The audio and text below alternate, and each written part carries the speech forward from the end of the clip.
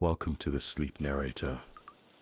I know you use these videos to drift off into slumber, so before you close your eyes, take a second to like the video and subscribe. Also, let me know where are you watching from and what time is it for you right now. Now settle in, get comfortable, and let your mind wander as I tell you a story. The ship with no sound. The sea forgot them. Chapter 1. The box that shouldn't exist. The package arrived in late November, wrapped in brown waxed paper and tied with faded twine. There was no return address, only a name, written in elegant black ink across the front. Miss Iris Hargrove. The postmark was smeared, unreadable.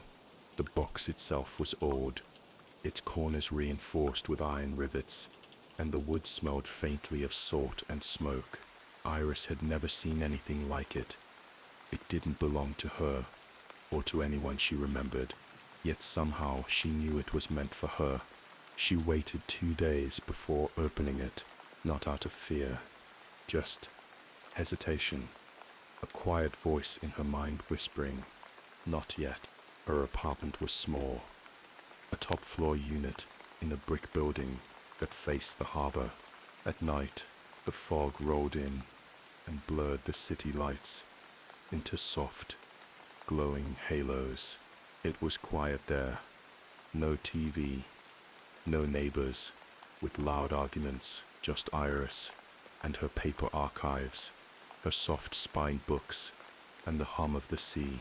She cleared the table, cut the twine, peeled back the waxed paper. The lid creaked. Inside, a rolled chart, a bound leather journal, a small oilskin pouch, and a wax cylinder wrapped in velvet. At the bottom of the box, a square of yellowed paper, folded neatly. She opened it. The handwriting was delicate and aged. It read, "Final log. Mary Celeste, for Iris, when the sea returns." She stared at the name. Mary Celeste. The Mary Celeste, the ghost ship, a vessel found adrift in the Atlantic in 1872. No crew, no struggle. Everything in perfect order, food untouched, lifeboat missing. The ship still sailing itself. It was one of maritime history's greatest mysteries, a story she had heard in passing, long ago. But this wasn't a story. This was a voice, waiting to be heard. And when she finally played the wax cylinder 3 days later, after dusting off the old phonograph in the back of her closet, she heard it. Not a sailor, not a stranger, herself, a whisper, calm and low. Latitude 3H20 North, Loganshire 17.5 dist. Day 7, no sound but the water. We are still here. I repeat, we are still here.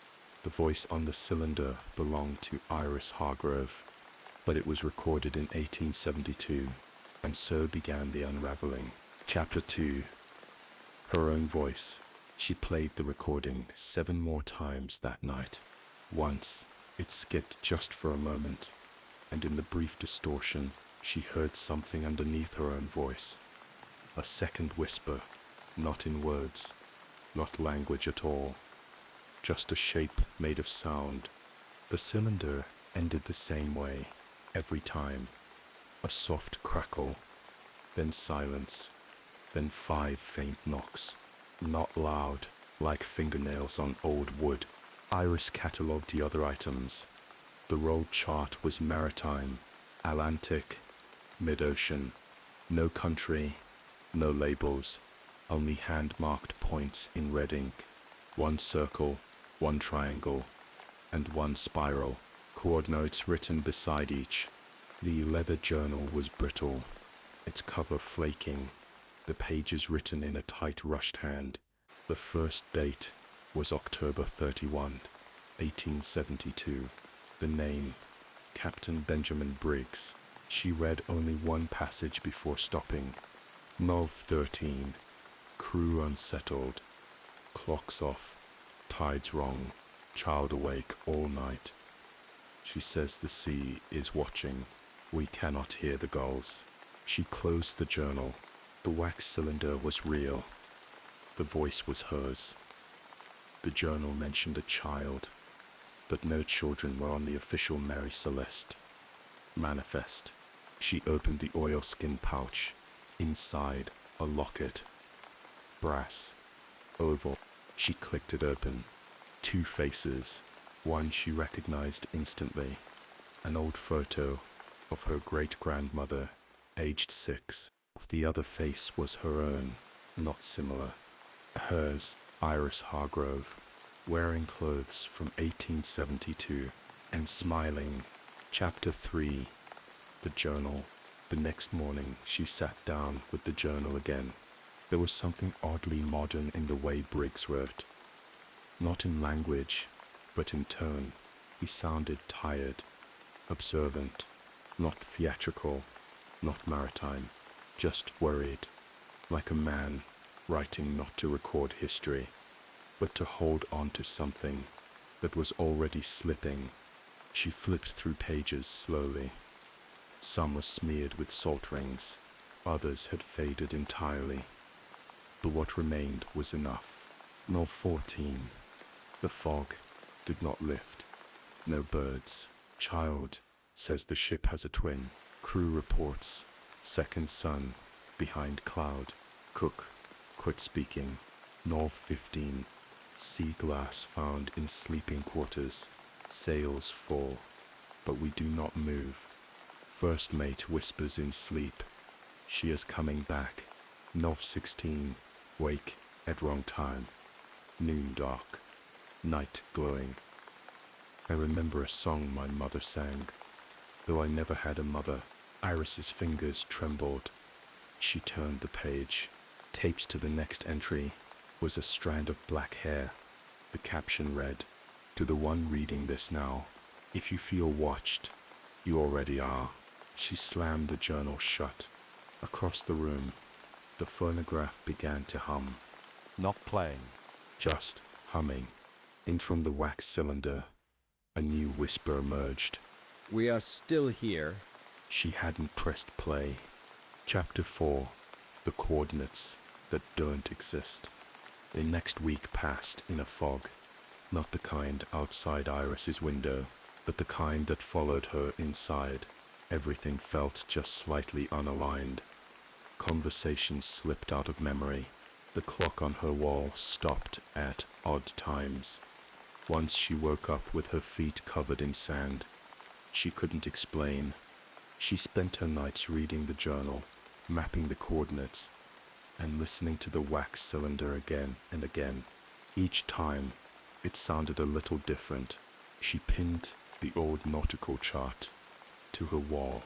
The ink was faded, but the red marks were still legible.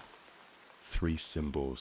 A circle at 38-20, 1715 a triangle at 40-10 yen, 18 a spiral at 39 penny, 1645 She checked every known maritime map, naval chart, and geological record she had access to. None of these locations matched any known reef, wreck, or trench. They were just ocean. But when she layered the chart over a current satellite image of the Atlantic, she noticed something odd. The water patterns near the spiral point weren't right. Currents should flow. They should connect, but this one seemed to fold in on itself. A whirlpool with no center. She ran the coordinates through a marine database. One hit, an independent sonar scan.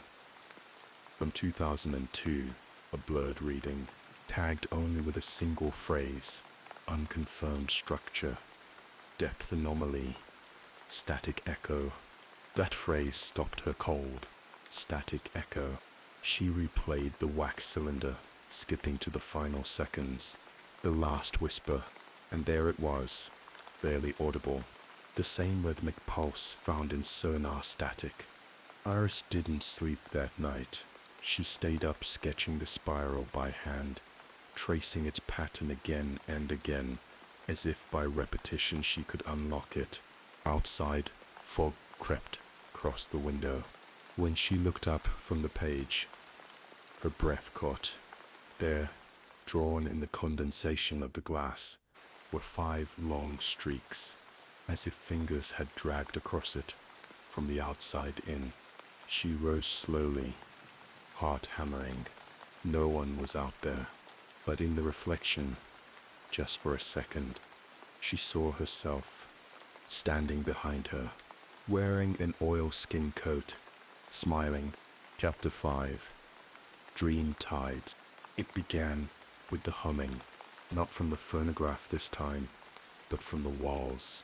Iris had fallen asleep on the couch again, the journal resting on her chest, the candle beside her guttered to wax. The room was dark. The sound came gently at first, like wind through a rope line, then rose and fell, mimicking a tide she couldn't hear. She opened her eyes to the sound and blinked into the dark. The map on her wall was glowing faintly, not the paper, just the spiral, that one red ink swirl pulsing like a slow heartbeat. She stood, her breath fogged. The apartment was suddenly cold. She crossed to the map, put her hand to it. The spiral was warm. The wax cylinder on the shelf began to spin on its own, just once, slowly, not enough to play, just enough to remind her it was still there. Iris sat back down, trying to calm her breath, but when she closed her eyes, she wasn't in her apartment anymore. She was on a ship, a wooden floor beneath her, canvas overhead, ropes creaking, the slow sway of open ocean. She looked down, bare feet, a white night dress. She tried to move, but the dream wouldn't let her. Her body turned on its own, guiding her to the edge of the deck. There was no crew, no stars above, only the sea, and in the silence, she heard it. A voice, not loud, not cruel, just present. It said her name, Iris. She turned and saw herself, not in the mirror, in the flesh, standing at the helm, her hair longer, her coat older, her eyes steady.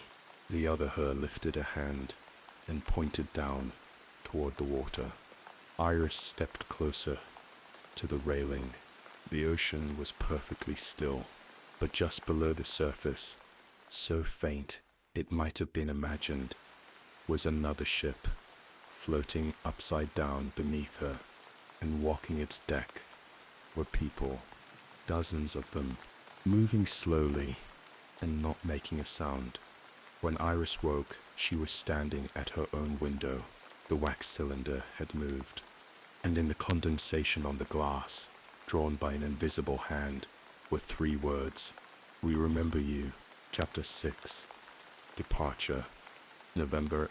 Benjamin Briggs did not believe in omens, but on the morning of November 7th, 1872, as he stood aboard the Mary Celeste while dockhands finished loading the last of the alcohol barrels, he felt a heaviness behind his eyes that sleep had not eased.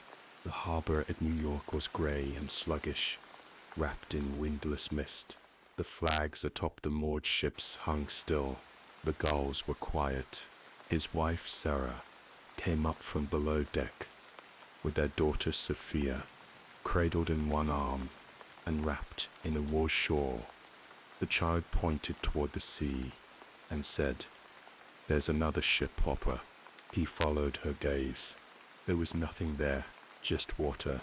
He smiled and kissed her forehead.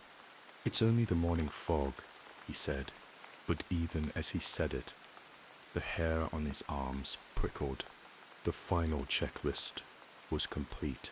By noon, the crew, 7 in total, were experienced, trusted, Briggs had sailed with most of them before. There was no reason for unease, yet he lingered on the dock longer than usual. He looked up at the sails, the mast, the wheel. The ship felt unfamiliar, as if something had shifted subtly in its timbers. By the time they cast off, the sun was a pale coin behind a veil of cloud. No wind filled the sails, but the Mary Celeste moved anyway, gliding away from the port with an ease that felt unnatural. As the shoreline faded, Sarah stood beside him at the railing. "Did you check the clock in the captain's quarters?" she asked. "I did. It's wrong." "How wrong?" He hesitated. 6 minutes slow. She frowned. "I reset it, but it went back again." They didn't speak for a while. Later that night, Briggs wrote in the ship's log, "Day 1. Smooth departure. No signs of foul weather. Wind inconsistent. First mate reports. Sails responding as if drawn, not." Sophia slept soundly, Sarah less so, dreams unsettled. She said the mirror in the washroom showed someone else. "We haven't brought a mirror." "I checked. She's right." He set down his pen, and in the quiet of the captain's quarters, he heard something move inside the storage hatch. 3 soft knocks. Then silence. He opened it. Nothing inside. Just a single strand of hair. Long, black, and wet. Chapter 7. The Fog That Follows. The Mary Celeste drifted farther from shore with each passing hour, yet the world around her grew no wider. On the second morning at sea, Briggs emerged from his quarters to find the crew standing silently at the portside rail. The wind had died entirely. The sails hung limp, though the ship still moved, slow, steady, and against the current. The sky had closed in overnight. Fog surrounded them on all sides, thick and uniform, as though the ocean had been placed in a bottle and forgotten. Briggs approached the rail. "What is it?" he asked. No one answered. He followed their gaze. There was nothing to see, just mist. Then the second mate, a quiet man named Maury, whispered, "There's no sound." Briggs tilted his head. He hadn't noticed it at first, but the man was right. No gulls, no waves, no creaking of timber, no breath of wind. It wasn't silence. It was the absence of space for sound. He ordered the crew back to task, gently, not wanting to feed the unease that already clung to the ropes like sea moss. Below deck, Sarah was comforting Sophia, who had woken with tears on her cheeks. She pointed at the porthole. "It's still there," she said. What is, my love? "The other ship. It's behind the fog." Sarah went to look, but saw only grey. Sophia's drawing journal, however, now contained a page neither of them remembered. It showed a second Mary Celeste, identical in every detail, except in the drawing. The sails were black. Briggs reviewed the compass again. It spun in slow arcs, occasionally stopping and then changing its mind. That evening, in the log, he wrote, "Day 2, dead wind. Ship still advances. Fog, absolute. Crew silent. No sound from hull or rigging. Instruments unresponsive. I tapped the deck with my boot. No echo. We may not be alone." He sealed the entry, and as he did, the candle beside him flickered.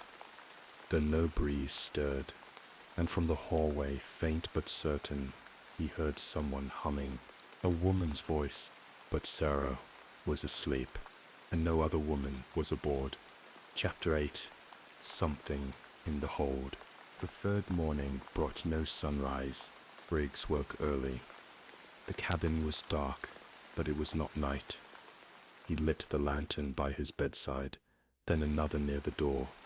but the light didn't travel far. It was as though the very air had thickened. He climbed to the deck.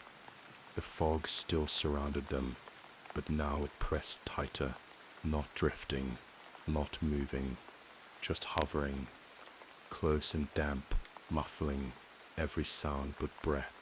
The crew worked slowly, heads down. One man, Pryor, refused to go below deck. He claimed the air down there was wrong. Wrong how? Briggs asked. Listen, sir. Briggs didn't press him. He went down himself. The lower deck smelled of rope, iron, and mildew, but something had changed. The ship's cat, normally seen lounging in the galley, hissed and sprinted past him, vanishing into the cargo hold. When he reached the storage hatch, he paused. There were wet footprints on the wood, small, bare, but child's. He followed them. They led into the shadows, and then abruptly stopped at the edge of the hold, not turned around, not smudged. Stop. He leaned closer. From inside the hold came a sound barely there, a slow, rhythmic knock. 3 times. Then silence. Then a 4th knock out of place. Died then a breath. He called out. No reply. He opened the hatch fully. The lantern flickered. Inside, the barrels were untouched. Nothing moved. Nothing seemed disturbed, except the very center of the floor had water pooled on it, perfectly round. No drip path, no leak, just a small puddle that shimmered faintly, though no light touched it. He backed away, and from behind him, a voice. Captain?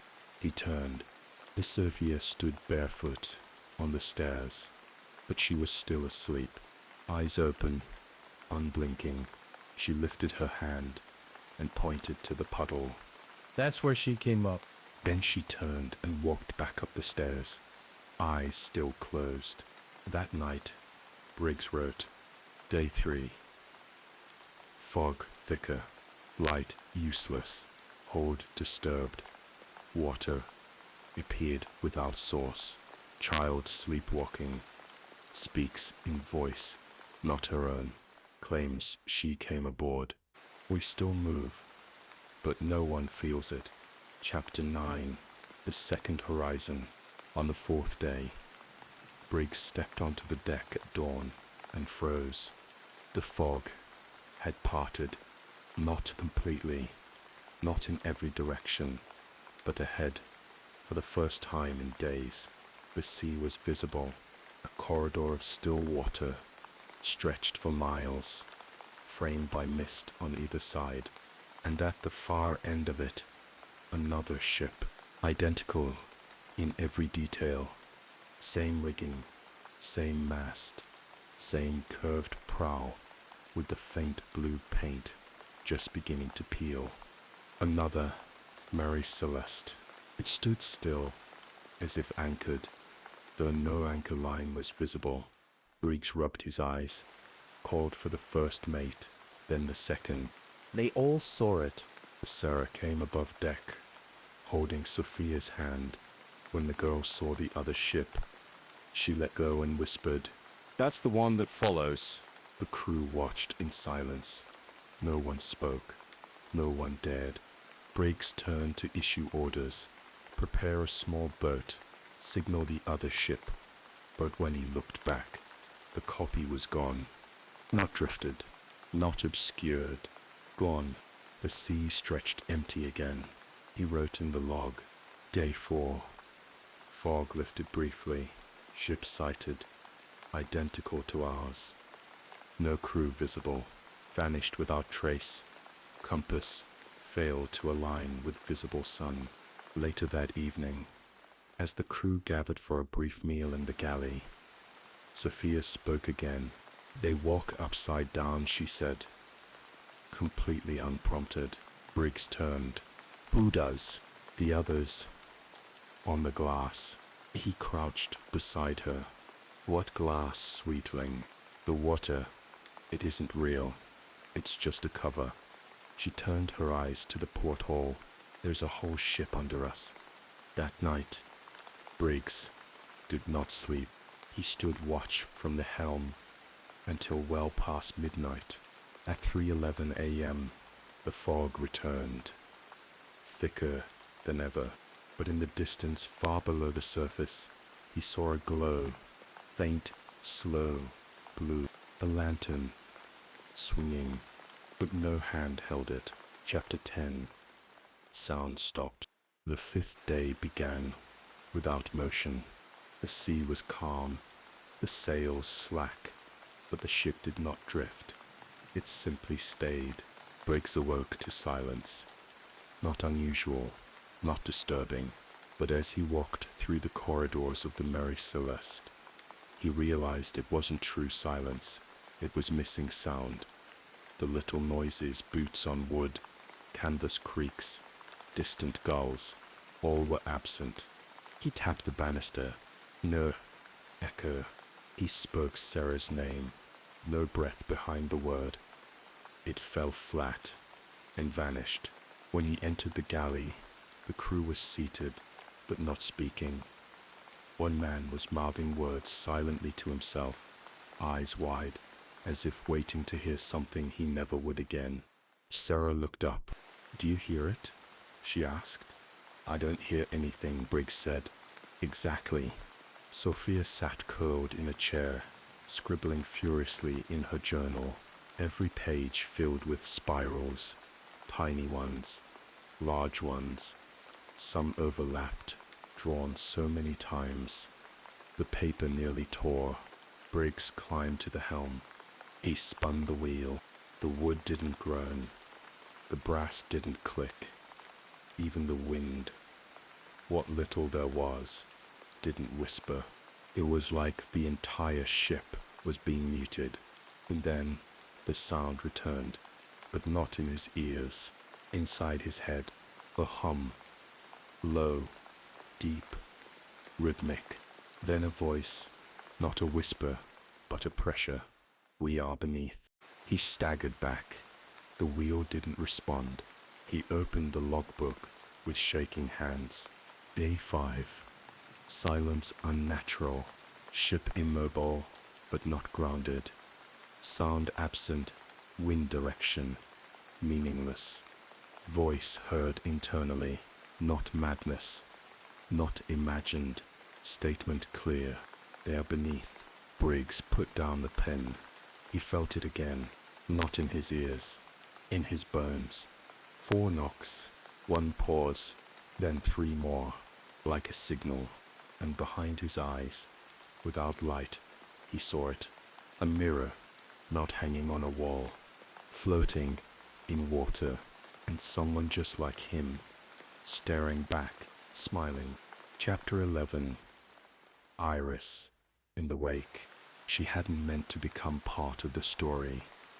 She'd only meant to read it, to understand it. But something had changed the moment she touched the map, or maybe the moment she played the cylinder. Iris hadn't left her apartment in 5 days. Time didn't work right anymore. She would wake at 3:11 a.m. exactly, heart pounding, always hearing the same words in her head. "We are beneath." She stopped using clocks. They were always wrong. Her phone would blink out. Her laptop wouldn't hold charge. Lights dimmed slightly when she passed, and every night the spiral on the map would glow faintly, pulsing like a tide beneath the ink. She began writing in her own journal again, not because she remembered what she needed to say, but because she feared she soon wouldn't. Most of what she wrote came in fragments. "Don't speak into the mirror. After dark. Water keeps appearing. Salt ring. Near the fridge." The radio turned on by itself, tuning to 6,000 megahertz. Nothing but knocking. The cat stares at the bathtub. One night, while trying to sleep, she felt something under her pillow. It was wet. She turned on the light and found the oilskin pouch, but she hadn't left it there. Inside it, The locket had changed. Same shape, same brass. But when she opened it this time, the photo had shifted. She hadn't even touched it in days. Now both sides held the same image.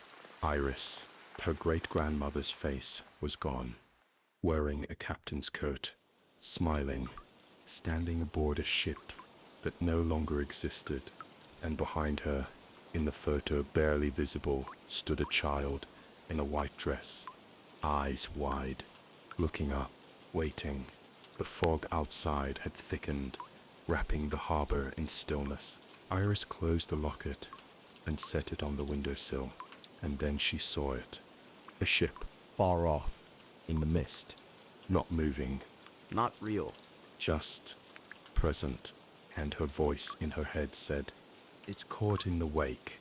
Chapter 12. The Survivor Manifest. Briggs no longer recognized the handwriting in the ship's log.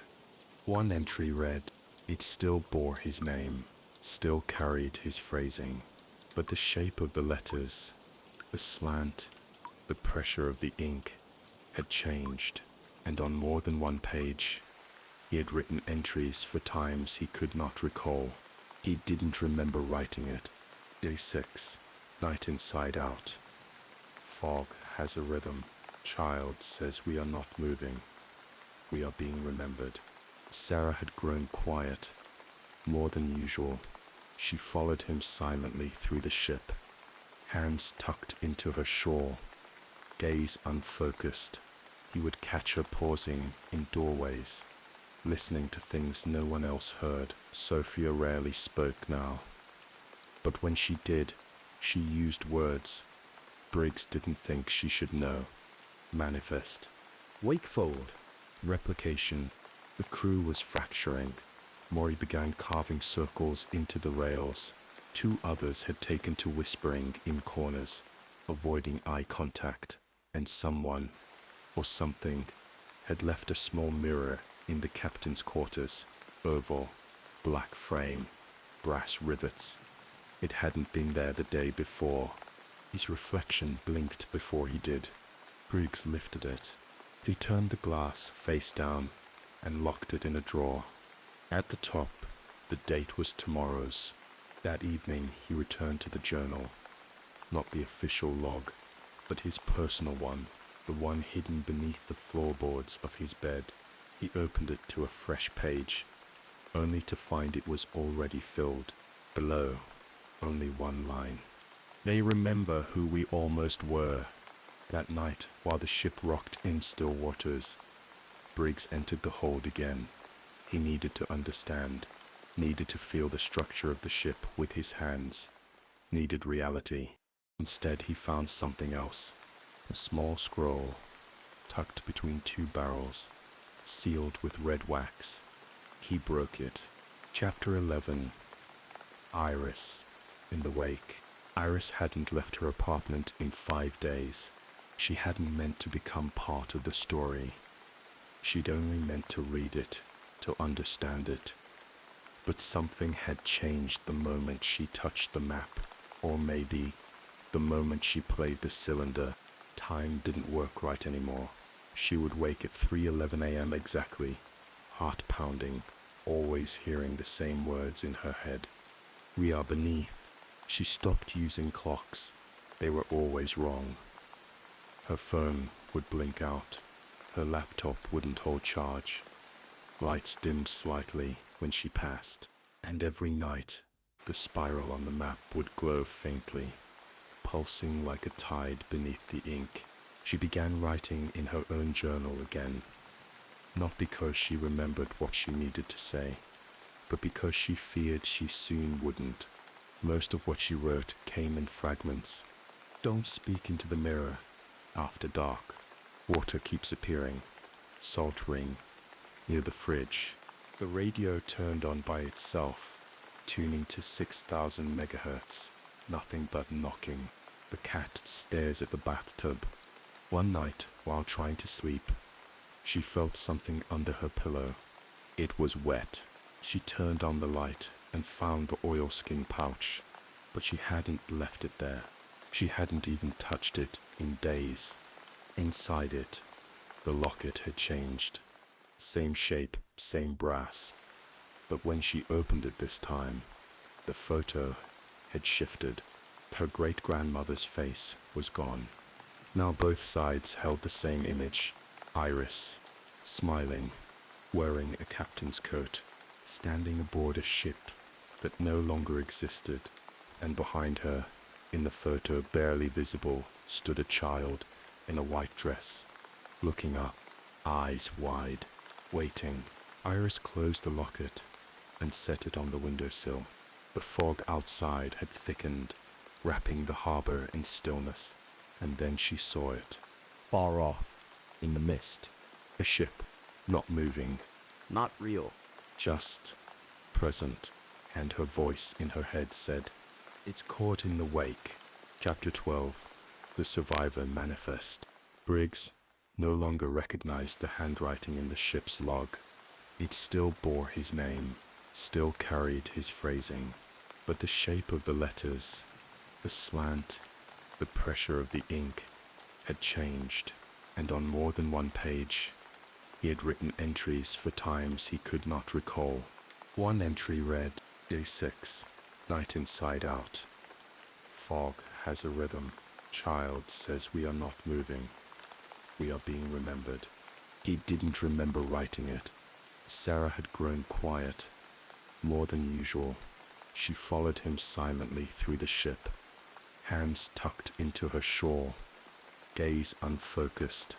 He would catch her pausing in doorways, listening to things no one else heard. Sophia rarely spoke now, but when she did, she used words Briggs didn't think she should know. Manifest, replication. Wake forward. The crew was fracturing. Maury began carving circles into the rails.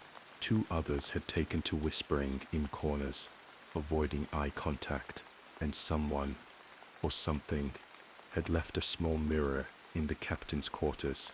Oval, black frame, brass rivets.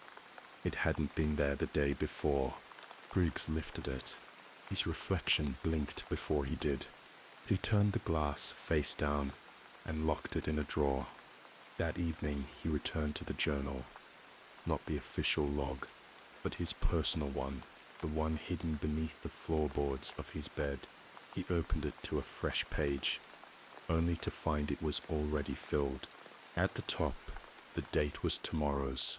Below, only one line. They remember who we almost were. That night, while the ship rocked in still waters, Briggs entered the hold again. He needed to understand, needed to feel the structure of the ship with his hands, needed reality. Instead, he found something else. A small scroll, tucked between two barrels, sealed with red wax. He broke it. Inside was a list, 10 names. 9 were scratched out. Only one remained. Iris Hargrove. Chapter 13. The False Rescue. It came at sunset. The fog thinned, then cracked like ice under pressure, revealing a ship on the horizon. It was larger than the Mary Celeste, with twin masts and dark sails, foreign in make, unfamiliar in shape. It bore no flag, but it drifted closer, slow and straight, its bow aimed with impossible precision. The crew stirred to life.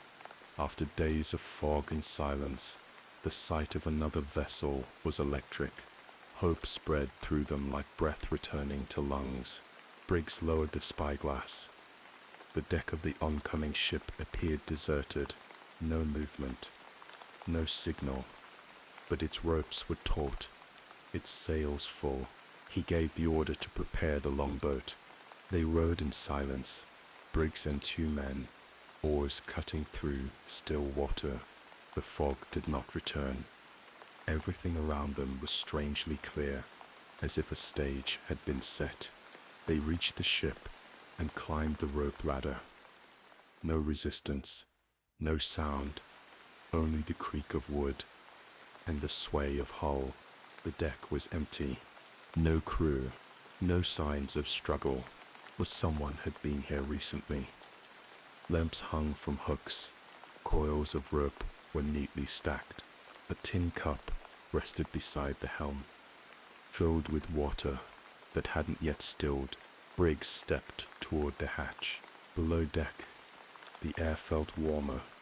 Close, he lit a lantern. The flame didn't flicker. It burned straight, untouched by draft. He turned a corner and stopped. There, lying across a wooden bench, was a logbook. He picked it up, the name etched inside, Benjamin Briggs, his own handwriting. The first page, dated tomorrow. He dropped it, ran back above deck. The men followed. They pushed off and rowed fast, back to the Mary Celeste. But she was gone. The ocean was empty. Nothing remained but fog and silence. Briggs turned. The ship they now stood beside, once foreign, once unfamiliar, now bore the name Mary Celeste painted on its side, and the rope they had climbed was already gone. Chapter 14. The ship with no sound. Briggs no longer marked the days. Time had come apart. The sun rose but didn't warm. The moon appeared at hours it shouldn't. Watches spun without rhythm. Shadows shifted direction mid-step. They had not seen the original Mary Celeste since the moment they stepped onto its twin, or replacement, or reflection. What a reflection, whatever it was. It held them now, not as prisoners, but as witnesses. Sarah no longer spoke. Sophia only hummed. The crew kept to themselves, eating less, sleeping rarely. Eyes growing darker at the edges. Below deck, something had changed. The walls echoed. Briggs first noticed it while pacing the hallway beside the cargo hold. His boots, normally quiet on wood, now clicked sharply, as if he walked on glass. But there was no glass, only the sound of it. He opened the hatch and descended. The barrels were still there. So was the logbook he had dropped days earlier. It sat in the exact same place, open to the same page. He knelt to lift it. Inside, someone had written more in his handwriting, but he had not written it. The sea is not empty, it only forgets. He flipped forward. The pages were full. Now, all entries from dates he had not lived yet, and each ended with the same line. We are becoming memory. The mirror from his cabin now sat at the end of the hold, leaned gently against the wall. No one had moved it there. He hadn't brought it, but there it was. It no longer showed his reflection. It showed the ship, but not from inside. From beneath, he could see the hull, suspended in silence, floating just above him, like looking up from the deep, and something was watching it from the ocean floor. He tried to move. The mirror darkened, and behind his own reflection, something smiled. That night, when Briggs returned to his quarters, a final entry had been scratched into the official logbook in long, sharp strokes. This is not a ship. It is a voice. It remembers in silence. We are not lost. We are echoing.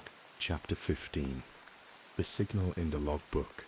Iris stopped writing the date at the top of her journal entries. It no longer mattered. When she checked her phone, it showed the correct time, but the wrong year. When she corrected it, it reverted.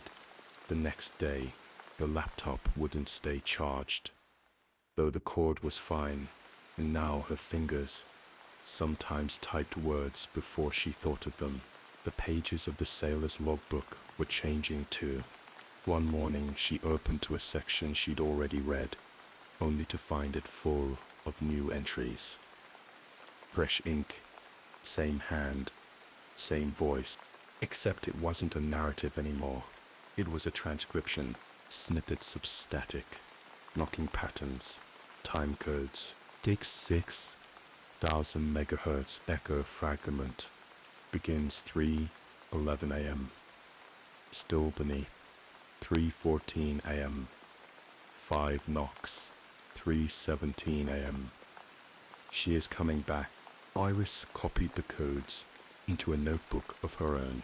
When she entered them into a shortwave receiver, the signal came alive, faint at first, just clicks and wobbles, but slowly it grew clearer. A pattern emerged, and within it, her own voice. Juan, precise. Repeating coordinates, reporting from Deck 1, logging structural persistence. She was narrating from inside the ship. One night, unable to sleep, she mapped out every frequency she could find on 6,000 megahertz. Each one led to a word. When combined, they formed a sentence. This is Iris. I am awake. The ship is not gone. And at the end of the notebook, in handwriting that wasn't hers, you are the final entry. She closed the journal. The light in her apartment flickered. The map curled slightly on the wall, as if reacting to breath. And from the phonograph came the soft hiss of static, followed by a knock. Chapter 16. Return to the Atlantic. Iris booked passage quietly. No announcements, no goodbye calls, no digital trail, just a one-way flight to Lisbon, then a smaller ship that chartered researchers to the deep Atlantic, just south of the Azores. She brought only what she needed: the chart, the logbooks, the wax cylinder, a field recorder, and a single change of clothes. Her name was listed under a false identity. Margaret Briggs. No one asked questions. The ship was small, but stable. The crew polite. The ocean stretched around them in all directions, wide and endless. But Iris had only one point of focus.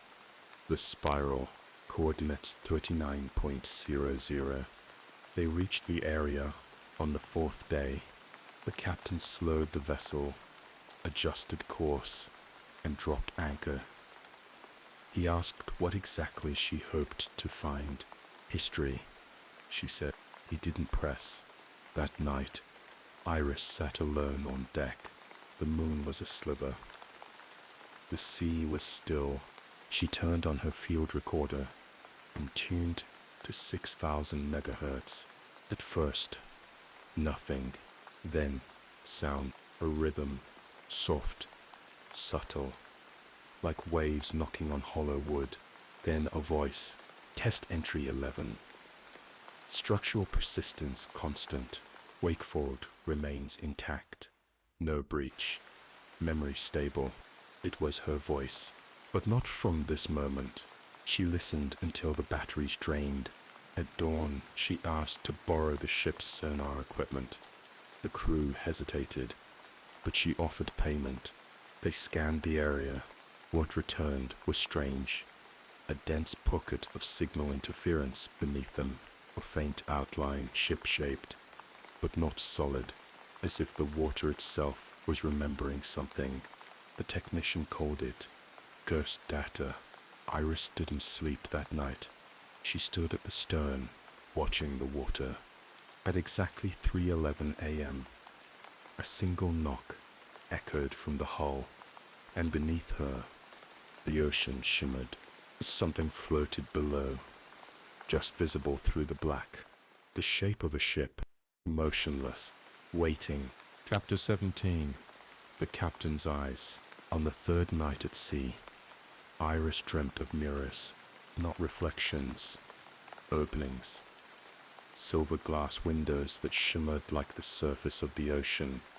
Just before a storm, in the dream, she walked through them. One by one, each led to a different room on the ship. But the ship was wrong. It didn't move. It breathed.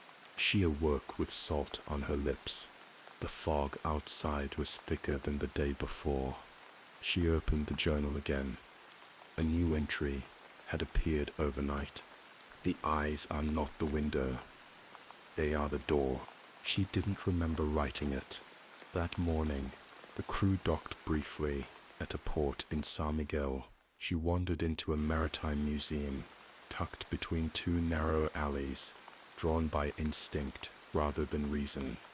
Inside, a collection of nautical artifacts, charts, oil lanterns, old compasses, and photographs. She froze before one display, a portrait of Benjamin Briggs, but his eyes were missing, scratched out from the inside of the frame. She stepped back. The museum attendant approached. "You are right, Senora." She nodded. "Where did this photo come from?" "Found in a sealed crate," the woman replied. "Donated anonymously. Most of the others came from Nova Scotia, salvaged from shipwreck auctions." Iris turned back. A second photo, beside the first, showed the entire Mary Celeste crew standing at dock, and there, second row, slightly behind the others, a woman who looked exactly like Iris. She wore a dark coat, her hands clasped, a captain's hat under one arm. The caption read, "Undated, believed to be 1872, possibly mislabeled." The eyes of every person in the photo had faded, except hers. They stared out, clear, sharp, alive. She reached for the frame. Her fingertips buzzed, and in her mind she heard a voice. Hers, but older, steadier. "I remember everything." The museum lights flickered, and in the reflection of the glass, she was no longer alone. Chapter 18. The Ghost Log. Iris no longer remembered how many days had passed. Time thinned at sea. The sun still rose and set, but the hours between were soft around the edges. Sometimes she looked up from her journal and found the sky darker than it should be. Other times, she saw her reflection blink just after she did. The notebook spoke before she did. Now, her entries began appearing before she wrote them. One morning, she flipped to a fresh page and found words already written in her hand. Deck 2. No new breaches. The water remains still. We are adrift, but not alone. Beneath it, a time code, 03. That number again. She took the notebook to the ship's sound technician. He was skeptical at first, but when he ran the audio from her field recordings through spectrogram analysis, the image shifted. Waveforms arranged themselves into words. Memory. Wakefold. Iris. The technician paled. "This isn't sound," he whispered. "It's transcription." That night, her dreams took her deeper. She stood in a corridor below deck. Identical to the Mary Celeste, the wood was damp. The lanterns hissed. She walked past closed doors, each marked with a date. She stopped at the door labeled with her birth year. It opened before she touched it. Inside, a room filled with logs. Sailors' journals, her own journals, all copies, all filled with the same voice. Hers. She turned the page of one. It read, "There is no original, only signal, only echo, only the ship." When she woke, the phrase was written on her palm, in ink, but she had no pen in bed. Chapter 19. The Circle Current. The crew grew quieter as they moved deeper into the spiral. They didn't acknowledge it openly. No one said they had changed course, but Iris knew.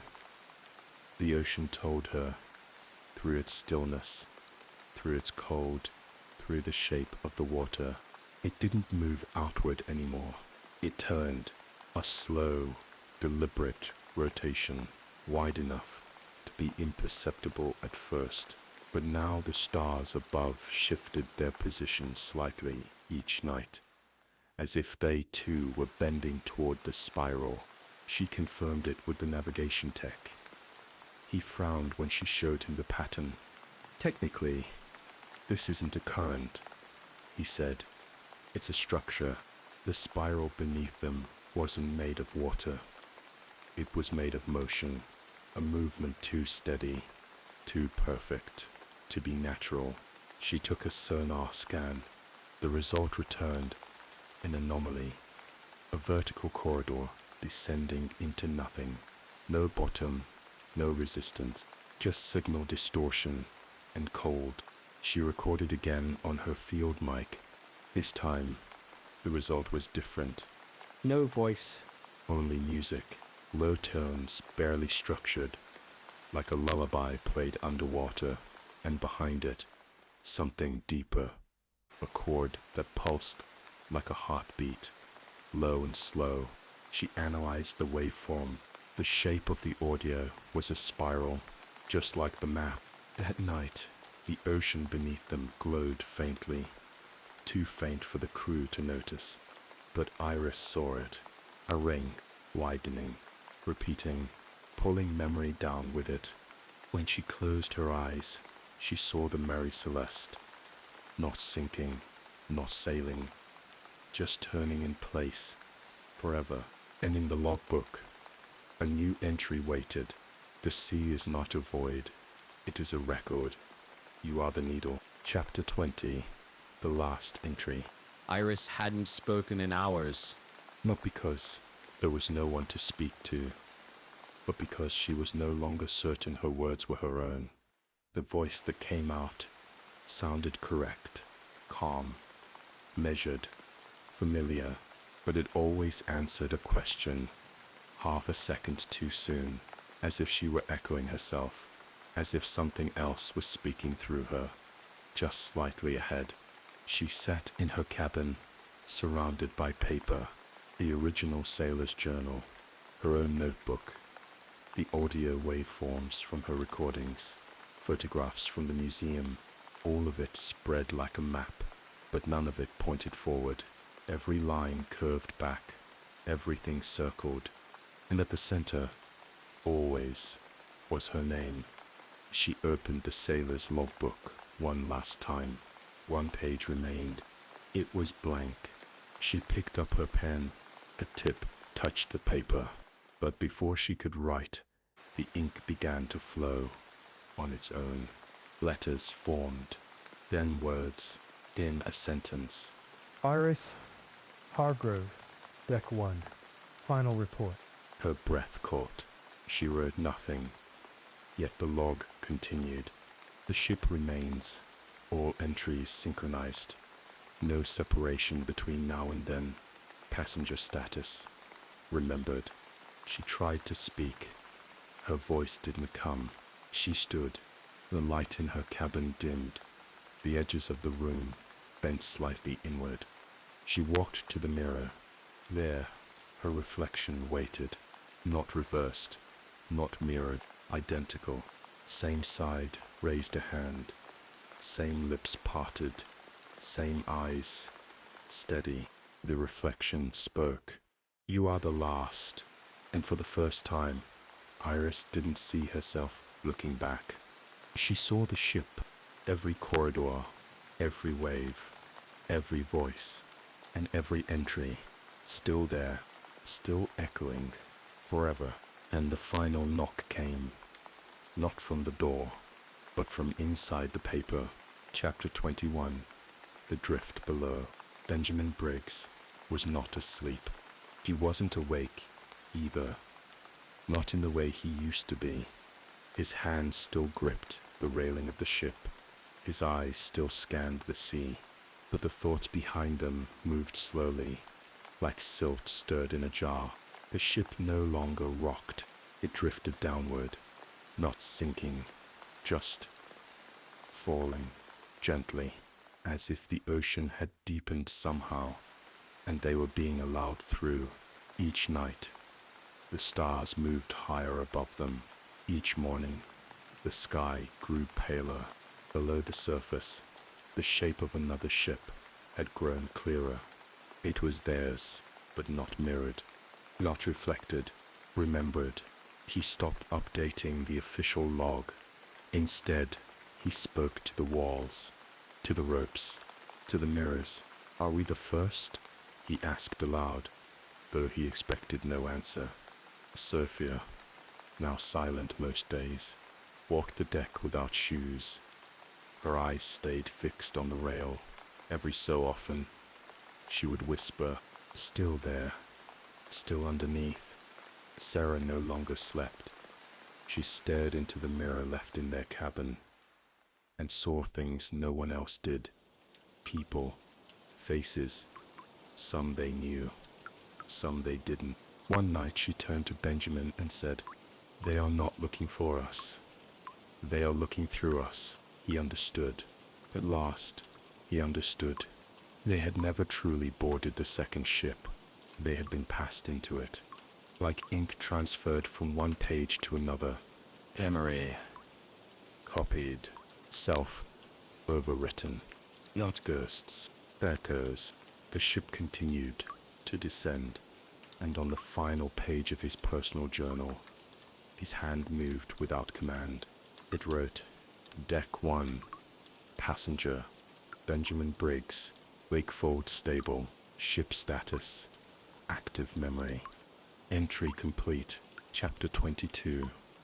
The Wakefold. The crew no longer called it the Mary Celeste. They didn't call it anything at all. Names had begun to dissolve, first in memory, then in speech. Prior no longer answered to Prior. Maury had taken to humming instead of speaking. The ship still moved, but the map was gone. No stars remained for navigation, and the compass spun until it clicked. Briggs stood at the helm, eyes wide and unblinking, not from fear, but from certainty. The ship had entered the Wakefold. He didn't remember the phrase. It had never been taught, but he knew it now, felt it in the air, in the timbers, in the language of the silence. Below deck, mirrors had begun to appear, small ones, oval, frameless. At first just one, leaned against the cargo hatch, then more, dozens, each reflected not the corridor, but a different room, different time. He peered into one and saw a desk covered in technology he didn't recognize. In another, a woman with his eyes stared back at him through a fogged window. He began speaking to them, whispering names he couldn't place. "Iris," he said. "Margaret. Hargrove." The mirror shimmered. Sophia no longer spoke at all, but she drew, every day, each page, a spiral, some wide, some tight, some shaped like whirlpools, others like fingerprints. Sarah watched over her quietly. She too had changed. One night she pressed her hand to Briggs's cheek and whispered, "They are writing us down." He didn't ask who. He already knew, and when he returned to the deck that night, the water glowed faintly, not from moonlight, but from script, words written on the ocean's surface, names, dates, coordinates, and at the very center, circling slowly, Iris Hargrove. Chapter 23. Echo Transmission. Iris sat at the edge of the research vessel, feet dangling over the side, a coil of wire running from her recorder down into the water. The sea was calm, but not silent. The field recorder, now modified, pulsed with faint signal ticks. Steady, rhythmic, she watched as waveforms appeared on the screen in real time, not random, not interference. This was structure. She activated the microphone. "This is Iris Hargrove. Location 39.00 north. Worth 16.45 west. Surface status still. No response." She tried again. "Mary Celeste. Benjamin Briggs. Do you hear me? And then the screen flickered. Text appeared without any data input. Echo confirmed. She stared. Then the voice came. Her voice, reading a log she had never written. Day 30. Structural boundary thinning. Wake fold stable. Surface ripple. Consistent with memory echo. Passenger status. Synchronized. She dropped the mic. A sailor beside her reached to retrieve it, but paused. He squinted at her. You all right, miss? She blinked. His eyes weren't his. Not really. They reflected like water, not glass. She looked away. Inside her cabin, the mirror above the sink showed her correctly. At first, then delayed, then smiling. When she wasn't, she stepped back. The recorder continued to hum. A new voice emerged. Deck 2. Memory return. Initiated. She is listening. Iris whispered aloud. Who is? And the recorder answered. Yeah. Chapter 24. Reflections that breathe. Briggs no longer trusted the mirrors. He had covered them once. Sheets, canvas, black paint, but each morning they were uncovered, not by hands, just undone. The glass always found its way back. Now they lined the passageways, above bunks, inside cupboards, even beneath the planks of the deck. Reflections, where no light should have reached, and every one of them breathed. He watched as the silver surfaces rose and fell gently, as if mimicking lungs. They fogged with condensation, then cleared, revealing glimpses not of himself, but of rooms and corridors he'd never stepped inside. Other ships, other times. One mirror showed a woman scribbling notes by lantern light. Her coat familiar, her hands steady. She looked up and met his gaze through the glass. Iris. He didn't know how he knew her, but he did. He raised a hand. So did she. They moved at the same time. Then the mirror rippled, and her expression changed. Concern. Then fear. She mouthed something he couldn't hear. Behind her, another reflection stepped into view. Not Iris, but someone with her face, smiling, watching. The mirror went black. Briggs stumbled back. Sophia appeared beside him, without sound. They're using us to remember, she whispered. Briggs turned. Who are they? The ship, she said simply. It doesn't live. It recalls. Sarah was already at the helm when they returned above deck. The water's flattening, she said. It's time. Briggs didn't ask what she meant. He felt it. The mirrors hummed. The hull vibrated, and the ship turned on its own towards something unseen. And beneath the deck, every reflection exhaled. Chapter 25. The Memory Sea. That night, the ocean stilled completely. No wind, no current, not even the rise and fall of tide. It was not calm, it was held. Iris stood alone on deck, wrapped in her coat, breath visible in the cold night air. The stars above her pulsed softly. Some dimmed, others flickered back into brightness.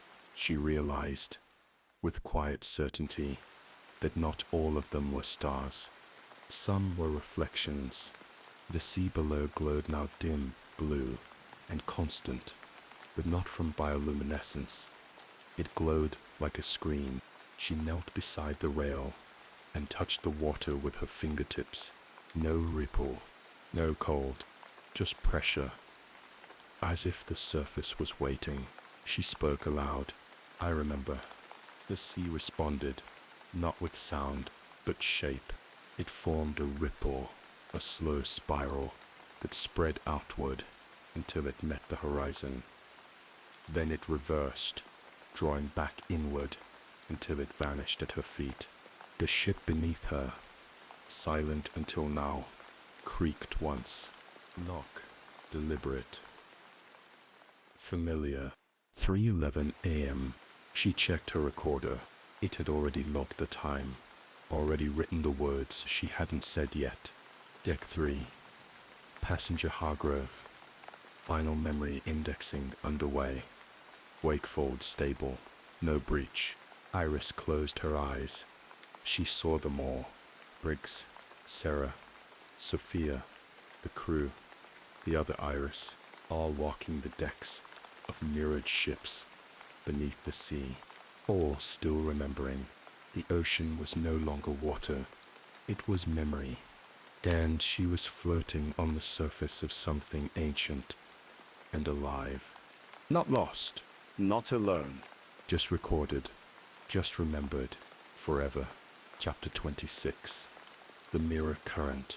The sea began to move again, not in waves, in images. Iris leaned over the rail at sunrise. The surface of the water shimmered, no longer reflective, but projective. It showed corridors of the ship, long, empty halls, flickering lamps. A mirror cracked through the center, but still intact. As the current rotated gently clockwise, each panel of the sea revealed another moment. She saw Briggs asleep at his desk, Sarah holding Sophia by the shoulders, whispering something urgent, Pryor scratching a spiral into the galley table, and then herself, younger, alone, wearing clothes she'd never owned, standing on the original deck of the Mary Celeste, staring down at the same spiral sea. The image froze, then shattered, rippled apart by a knock from deep below. The ship beneath her shook once, and then stilled again. She backed away from the rail. In her cabin, the mirror over the desk showed not her reflection, but another room, brighter, filled with books, familiar, her old apartment. She stepped closer. In the reflection, she saw herself seated at a desk, typing, writing this story. She reached toward the glass. The reflection looked up and said aloud, Wakefold breach. Confirmed. Final memory pass. Engaged. System integrity. Folding. Iris gasped. Behind her, the door creaked open. She turned slowly. There stood Sophia, eyes wide, voice soft. She remembers us now. Then the ship shuddered, not violently, but like something, acknowledging, like an inhale held too long, finally exhaled. And outside the porthole, the sea was gone, replaced by light, pale, endless, silent, like paper waiting to be written on. Chapter 27. The paper, the ocean, no longer moved. It had flattened, completely white, soft, without weight. Not liquid, not sky, not fog, just surface. A blank page, endless in all directions. Archivist stood at the bow, eyes open wide, breath slow. The ship floated forward, not by wind, nor current, but by narrative. Each foot it moved a sentence written, each creak in the hull, a punctuation. Beneath her feet, the deck had begun to fade, the wood grain dulled, its texture smooth, ropes unraveled into lines of ink, the sails above her peeled into parchment, flaking upward and disappearing into the blank sky. She was not afraid. She understood now. The ship was not sailing through water. It was being read. Behind her, the mirrors had become windows. Through them, she saw the past unfolding. Flashes of the original voyage, moments from Briggs' cabin, Sarah's steady hands guiding the wheel, Sophia asleep with her journal clutched to her chest, and reflections of herself. So many versions, different coats, different eras, all writing, all watching, all remembering. The logbook at her feet wrote itself. Final lines etched into the page. Wakefold sequence complete. Passenger Iris Hargrove. Status recalled. Echo archived. Memory preserved. She turned to face the mirror one last time. It no longer showed her. It showed the sea, calm, still, endless. And on its surface, words appeared just once, before vanishing. You are not lost. You are written. Chapter 28. The Archivist. There had always been someone recording, long before Iris, long before Briggs, long before names were given. The ship remembered, but it did not speak. It listened. Somewhere beneath the water, or beneath the memory of water, sat a room, not made of wood or steel, but of silence. A chamber where nothing aged, and nothing was allowed to be forgotten. Inside that chamber sat the archivist. They had no face, not one that stayed. Their forms shifted, flickered, sometimes a woman in a dark coat, sometimes a man with ink on his hands, sometimes a child, humming, sometimes no body at all, but always watching. Their desk was paper, their pen, a whisper. They did not sleep. They did not write from imagination. They only recorded what echoed, what the ship gave them. They paused, now, because Iris had reached the end. They looked down at the last page, still blank, but they did not panic. They waited, and then, gently, as though lifted from beneath, ink bloomed across the surface. The signal fades. The mirror holds. Wakefold stable. Entry closed. The archivist nodded, folded the page, and placed it on the shelf among thousands of others. They turned the lamp off, and the chamber vanished. Above, the ship sighed, once in the still sea, and below, in the archive of echo, the story slept. Chapter 29. Awake without water, the ship was no longer visible. To satellites, to radar, to sonar, it didn't exist, but it was still there, floating in a space that wasn't sea, carried by something older than wind, pushed by memory alone. But Iris stood at the bow, her hair unmoving, despite the absence of air. The sea below had become opaque. Not light, not matter, just memory, thick and slow, stretching to every horizon. She was the only one left above deck, or maybe the only one still seeing it as a deck. She whispered names she had read: Briggs, Sarah, Sophia, Maury, Pryor, the woman with her face. Each one echoed once, then stilled. She checked her journal. No new entries, only one final phrase, repeating on every page. You are the ripple. She traced the edges of the ship's rail with her fingers. The wood had softened, like old paper, fibers lifting gently, threads of ink visible within the grain. She looked up. The stars were still there, but they no longer twinkled. They watched, and between them, patterns of lines, thin, etched, like script, revealed a sky rewritten. She sat, crossed her legs, closed her eyes, and listened, not for voices, for the story breathing beneath her. It spoke, not with sound, but presence, the shape of a life, lived and echoed, drawn and stored. She smiled and whispered, I was here. The sea whispered back, you still are. Chapter 30. The repeating horizon. Somewhere beyond ocean, beyond sky, a line was drawn, not with ink, with rhythm, a thin boundary where memory met silence.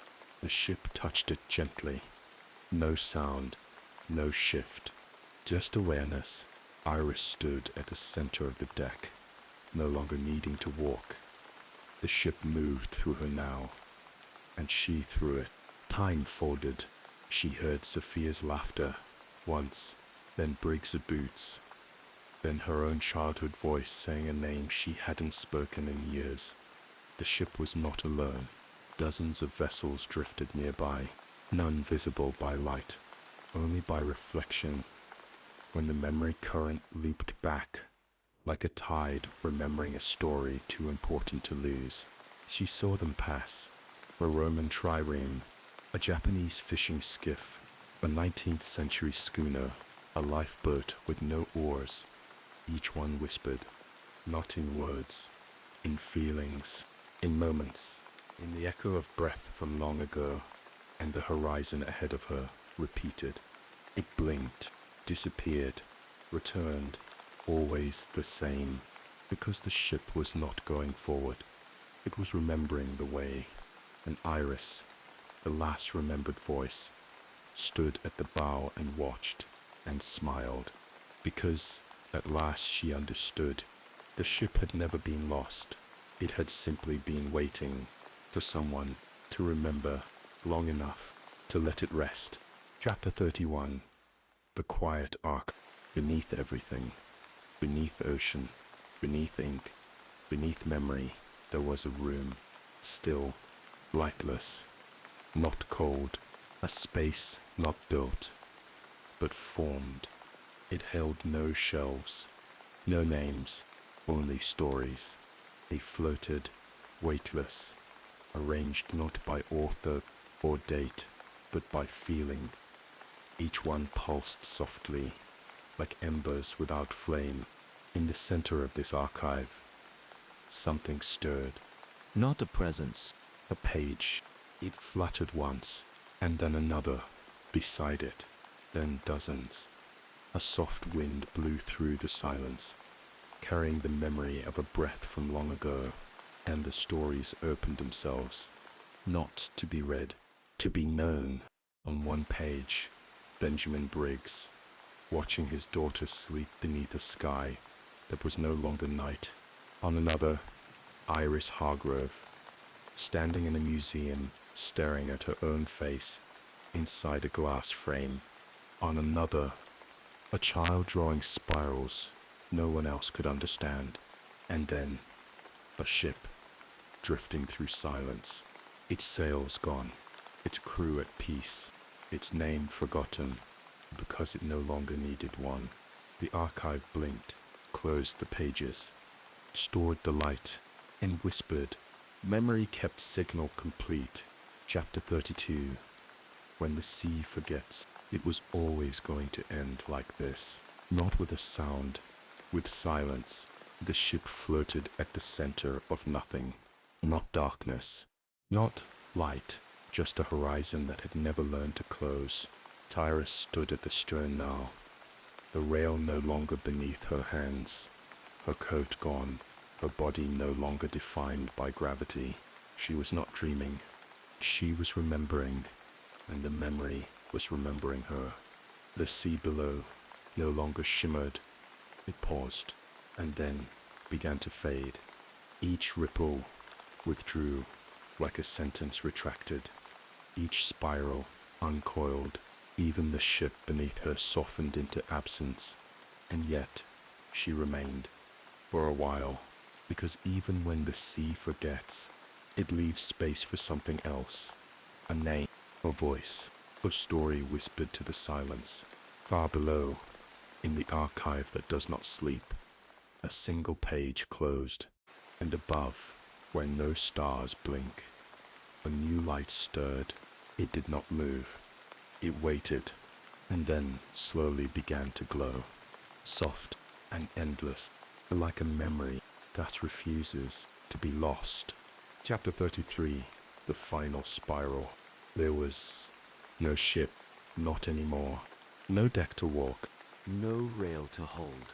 but still Iris remained, drifting in a place not made of space or time, but of memory folded so many times it could only take one shape.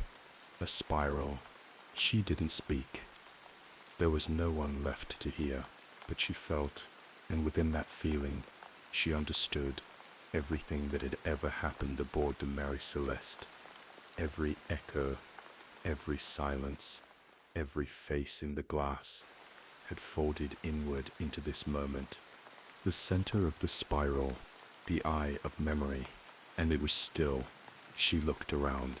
Shapes moved slowly through the white. Briggs, with journal in hand. Sarah, eyes closed, humming without melody. Sophia, asleep with pen marks on her fingers. Each one an echo, each one preserved. Not ghosts, not souls, just story, remembered, retold, still, and in that stillness, Iris saw it. A door, made not of wood or steel, but of silence. She reached toward it, touched it, and heard a voice, soft and distant, say, "You may close the story now." Iris smiled and stepped through. Behind her, the spiral slowed, and for the first time in eternity, the ship, with no sound, was still. Chapter 34. The weight of remembering. There is no wind now, no movement in the air, no breath carried forward or back, and still the ship glides. It does not creak. It does not resist. The wood beneath Iris's feet no longer feels like timber. It feels like something older, more worn, pressed into memory, like wax beneath a seal. She walks barefoot now. The coat she once wore was left behind somewhere she doesn't recall, or maybe it was written out, unremembered. The air around her has texture like velvet pressed gently to the skin. It carries no scent, and yet when she breathes in, she smells old ink, wet rope, salt, not present salt, remembered salt. She stands at the very center of the ship, a place that once would have been called amidships, but the terms feel unnecessary now. This is no longer a vessel that obeys directions. There is no north, no star to follow, only the spiraling slow path of the wakefold below her. Beneath the softened planks, memory loops. Iris kneels. The deck feels warm, not from sun, from something else, like a pulse beneath a floorboard, a heartbeat in a house too old to have life left in it. She places her palm flat and hears it. Not a voice, not a knock, a breath. The ship is breathing, and each time it exhales, she remembers something she didn't live. The feel of a rope's burn on Briggs' hands. The way Sophia laughed when Sarah tied her boots in double knots. The sound of the ocean falling away all at once. A page turns in her mind. She doesn't touch it. She doesn't see it, but it turns, and with it comes a phrase that rings like an anchor dropped into deep water. The ship never left. It only drifted deeper into being known. She walks. There are no more crew aboard, not because they are gone, because they have settled. Folded inward, a part of the archive now. Each of them a page, a phrase, a moment engraved. She walks past the helm. The wheel no longer turns. It has been written in place. She passes the stair to the lower deck. It no longer leads down. It leads inward. She doesn't take it. Not yet. There is a mirror on the mast. Someone nailed it there long ago. Now it floats, embedded slightly in the wood, its edges grown over. She looks. The mirror does not show her face. It shows her standing, just as she is, looking into it. Infinite, a recursion of memory, so layered that it folds inward like a spiral. She turns away, and behind her, the mirror breathes. Down below, she hears it. A voice, not a whisper, a reading, slow, gentle, a bedtime story read aloud to no one and everyone. It begins the same way every time. Chapter 1. The box that shouldn't exist. Chapter 35. The deck below memory. She descends, not down, not truly, not the way stairs once meant. She moves inward. The steps don't creak. They remember creaking. The air does not grow colder. It simply holds still. Each footfall carries a weight, not of body, but of thought, as though she has done this before, hundreds of times, in dreams, in lives, in pages folded and turned. This corridor, this angle of stair, the way the lantern hangs, without swinging. She passes it, without lighting it. It would not cast light, not here. Below deck, the ship holds silence, like water in a basin. Not empty, not hollow, full, heavy. The walls breathe, not visibly, but her skin feels it. The way pressure rises and falls against her arms. The way the echo of her presence folds around the wood like a tide. She reaches the door. There shouldn't be a door. There never was one before, but there it is. Oval, like a mirror, laid flat, brass-lined, no handle, and in its center, a spiral, carved gently into the grain, worn smooth by centuries of forgetting. She touches it, and it opens, not with sound, with space, inside a room, small, round, a desk in the center, made of bone-white wood, and seated behind it, the archivist. They do not look up. They are writing, not with a pen, but with their finger, tracing the lines onto the surface. As they do, the words sink gently into the desk itself, glowing faintly before disappearing. She steps closer. The archivist pauses, still not looking. Do you know your place? They ask. She does, but she says nothing. They look up. Their eyes are mirrors. In them, she sees the ship, not now, not here, but at its beginning. A hammer striking wood, salt air, sails still clean, a name freshly painted in dark ink. Amazon. Not yet. The Mary Celeste. The archivist tilts their head. You have seen the spiral. She nods. You have followed it. Yes, she says. They smile and offer her the desk. Not to sit, to write. She takes her place. The wood is warm. It hums gently. There is no paper, no tool, just the surface. She presses her fingers to it and begins to remember, not as a person, but as a voice, as the telling, as the wake. Her first words ripple across the surface. The sea did not forget. It waited. Chapter 36. Salt without ocean. The room listens. Iris does not speak aloud. She does not need to. Her thoughts shape the space, like wind carves stone.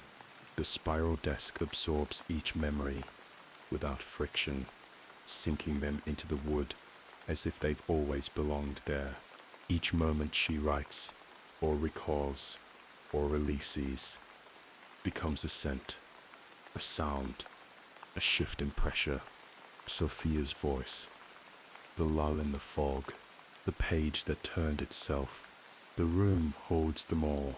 Time drips slowly across the ceiling, not as light, but as a gentle tick of water falling without origin. There is no ocean here, but the salt is real.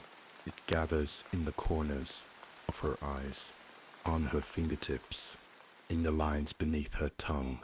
She tastes the echo of every life the ship has touched. The woman from the lifeboat, the boy who whistled into the void, the twins who mirrored one another so perfectly, The archive recorded only one of them, and always the spiral, curving inward, not to trap, to hold, to nest a memory so tightly it could not dissolve. She pauses, the desk pulses. A voice familiar and calm emerges from the room itself, not loud, not frightening, just final. Are you finished remembering? She looks up. The archivist is gone. There is no chair across from her now, only a mirror. In it she sees herself seated, but younger, before the box, before the cylinder, before the sea returned. She reaches out, touches the glass. Her finger does not meet surface.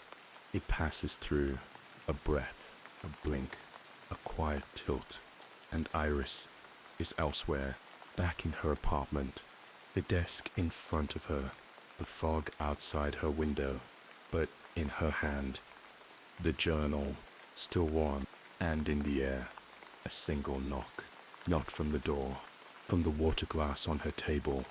The surface ripples once, then stills, and the page before her turns. Chapter 37. Ink on Water. The apartment held its breath. Iris stood at the center of the room, not moving. The air around her carried the faint scent of salt, though the harbor was too far for the breeze to reach. The journal lay open on the desk, the spiral pattern faintly glowing beneath the last line. No page number, no chapter heading, just one sentence. This moment is already written. She watched the words as they slowly began to sink, fading not in ink, but in memory, as if they had done their part and were retreating into the sea beneath the story. The glass of water on her table rippled again, once, then again. 5 knocks, the same rhythm, from the cylinder, from the hull, from the echoes buried beneath every entry. She picked up the journal and walked to the window. Outside, the fog pulsed, not drifted, not rolled, but breathed. It was no longer weather. It was the ship exhaling. The city below was quiet, unmoving, as though she had stepped 1 second out of time. She placed her hand on the window pane. It was warm. A memory rose, not hers. She saw Briggs's face as he lowered the rope ladder onto the ghost ship, saw Sarah wrapping Sophia in her shawl as the sails turned without wind, saw the child drawing spirals on the wall of a cabin that never aged, and finally, she saw herself on the day the box arrived, the twine in her hand, the waxed paper, the name, Miss Iris Hargrove. It had never been sent. It had been returned. She opened the journal again. The pages were blank, but as she turned them, she began to see shapes. A wake, a handprint, the outline of a ship drawn in salt, and behind it, always behind it, the spiral, waiting, ready, unfolding again. She took a pen, wrote her name, and beneath it, I remember, I release. The fog thickened. The ship stirred beneath the city, and above the horizon, something unseen began to write her name into the sky. Chapter 38. The listener at the end. There is someone listening. Not Iris, not Briggs, not Sarah or Sophia. Someone else. They sit beyond the page, beyond the water, beyond the ink that loops itself into spiral after spiral until it becomes breath. They are not reader or recorder. They are the listener, and the ship has always waited for them. Now it speaks, not aloud, not with voice, but with rhythm, a pattern of silence between the knocks, a shadow moving through fog with no source, a page that turns when the room is empty. Iris feels it, though she does not know their name. They have no name, only a presence, a mind, A stillness, one that opens slowly, like a door in an old house that hasn't creaked in decades. The story bends toward them. She writes no more. The journal is now closed, but not locked, not finished. The listener, wherever they are, perhaps seated before a glowing screen, perhaps drifting off beneath a blanket, perhaps lying in the quiet hour between night and morning, hears something, a whisper. You found us, and then another. We are still here. The ship hums beneath their thoughts. The spiral rests, for now, and in the quiet that follows, the listener understands. They were never outside the story. They were its anchor, the one remembering, the one holding it all in place. And the sea, deep and eternal, reaches up to thank them. A single knock, then stillness, then sleep. Chapter 39. Beneath the last reflection. Iris walks again, this time not through ship or fog or dream, through memory. It stretches beneath her feet like fabric, unrolled threads woven from lives she never lived, thoughts she never thought, and echoes she can no longer call her own. Each step ripples the space around her. Each breath is a tide. She is not in the archive. She is not aboard the ship. She is beneath it now, where memory forgets itself. The mirror that greeted her when she first began this journey hung on a mast, nailed into a door, placed above her desk, no longer reflects. It contains. She steps into it and descends. What lies below is not light or shadow. It is story, layer upon layer, a memory of water, a recollection of salt, a forgotten tide. The world down here is soft, not silent, but muffled, as if covered in linen. A hush that belongs to places where voices do not rise. Here, she finds the room again, not the archive, the first room, the one where she opened the box. Except this time, the box is already open. Inside, nothing, except a mirror. Oval, small, the kind a child might carry in a pocket. She picks it up and sees nothing until she breathes. Then, her reflection appears. Not her now, her asleep, peaceful, somewhere safe. And just behind her, in the reflection, the sea, still, waiting, holding no ship, because the ship is done. It has returned. It has been written, and what remains is not a vessel. It is a memory, folded closed, softly, finally, and she, the last to remember it, smiles and whispers to the mirror, "Rest now," and from behind the glass, the sea exhales and goes still. Chapter 40. The story that slept. Some stories do not end. They settle, like silt drifting to the bottom of a quiet sea, like fog curling beneath a lighthouse that no longer shines, like a final breath, not lost, but remembered. Iris no longer needs to write. The journal rests closed beside her, its pages cool and still. Outside her window, the harbor is calm. No fog tonight, just a silver sky and the faint hush of tide against stone. She stands quietly. The apartment holds its silence kindly now. No knocks, no echoes, no reflections that don't belong, only stillness. She walks to the shelf, reaches for the box, the one that began it all. It is empty, because the story has been returned. She closes the lid gently, ties the twine, places it on the shelf beside her books. No label, no net. It doesn't need one anymore.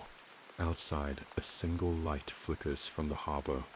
Not a ship, not a signal, just memory waving farewell. Iris smiles, steps back, turns off the lamp, and in the dark, the last echo of the story fades, not into silence, but into peace, the kind of peace that comes when the final page is turned, when the voice stops, not because it has vanished, but because it has said all it needed to say. No ending, just rest, and the sea so still. We can finally Sleep. You've reached the end of tonight's story. If you're still awake, thank you for listening. Until next time, sleep well. The Sleep Narrator.